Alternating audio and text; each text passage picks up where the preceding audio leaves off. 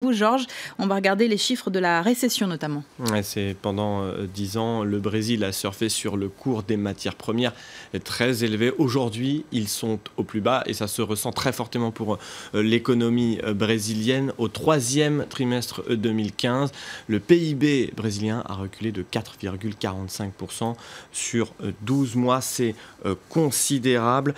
Tous les secteurs sont touchés. L'inflation explose alors que le chômage augmente. Les déficits également augmentent. Aujourd'hui, les chiffres sont tellement mauvais qu'ils ont probablement exacerbé les rancœurs contre Dilma Rousseff et surtout la classe politique semble complètement paralysée.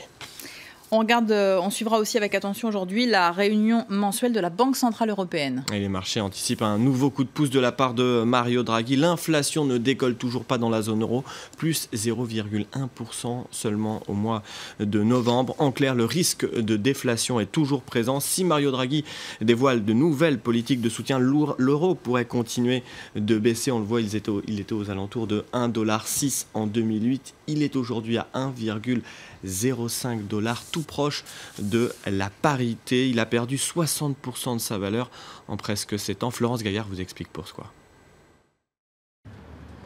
C'était en février 2008, sous le ciel de Paris, les touristes américains comptaient leurs euros au plus haut face au dollar. Nous essayons de trouver des restaurants moins chers et nous n'irons sans doute pas à Versailles. Nous n'achèterons pas non plus de vêtements ou de sacs ou quoi que ce soit. À cette période, l'économie américaine est en pleine crise et la Banque centrale fédérale injecte des milliards de dollars pour la soutenir.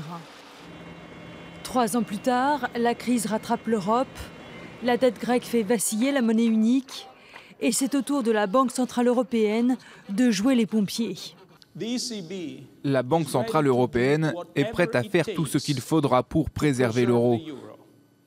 Et croyez-moi, ce sera suffisant. Depuis mars 2015, la BCE rachète 60 milliards d'euros d'actifs par mois pour soutenir l'activité. Conséquence, les milliards d'euros déversés sur les marchés font baisser le cours de la monnaie unique. De l'autre côté de l'Atlantique, au contraire, la Fed s'apprête à prendre le chemin inverse et à relever ses taux, la première fois depuis 2006. L'économie américaine a fait un long chemin vers les objectifs de plein emploi et de stabilité des prix.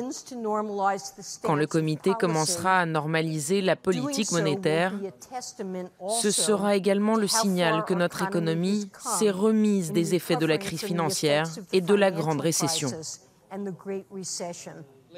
Si Mario Draghi annonce de nouvelles mesures de soutien ce jeudi, l'euro pourrait continuer à baisser et éventuellement passer sous la barre symbolique du dollar.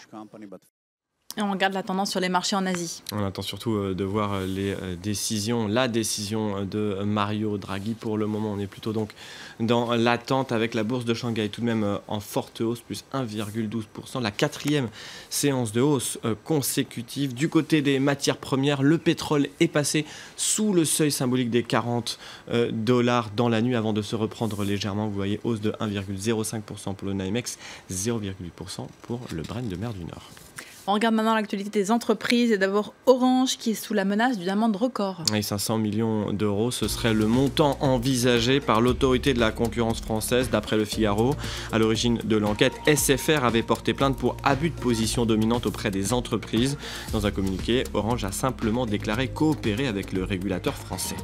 Et puis Bruxelles serait sur le point de lancer une enquête formelle contre McDonald's. La chaîne de fast-food est soupçonnée d'avoir bénéficié d'avantages fiscaux démesurés via ses accords avec le Luxembourg. La commissaire européenne à la concurrence, Margrethe Vestager, pourrait l'annoncer ce jeudi. Et enfin, aux États-Unis, Google va augmenter ses achats d'énergie verte auprès d'EDF. Le géant du web va utiliser un parc de 81 éoliennes situé en Oklahoma, de quoi réduire son empreinte carbone tout en faisant des économies. Un contrat emblématique qui devrait être officialisé aujourd'hui. On termine avec une pénurie un peu particulière au Japon. Et le pays risque de se trouver à court de crayons de couleur. Ça peut paraître futile, mais au Japon, le pays où le manga est roi, c'est très sérieux comme histoire. L'entreprise Mitsubishi Pencils, qui fabrique depuis une quarantaine d'années les crayons de couleur qui font référence pour les dessinateurs, a annoncé qu'elle arrêtait la production de sa gamme phare en raison de la demande trop faible. C'était donc un tollé, ça a provoqué un tollé auprès des dessinateurs de manga qui s'inquiètent, qui se sont rués sur les magasins pour reconstituer des stocks. L'association également de dessinateurs se mobilise. Cette pénurie de crayons de couleur, je ne sais pas pour vous, mais moi elle me fait froid dans le dos. Au moins. Merci beaucoup Georges pour ce journal de l'économie.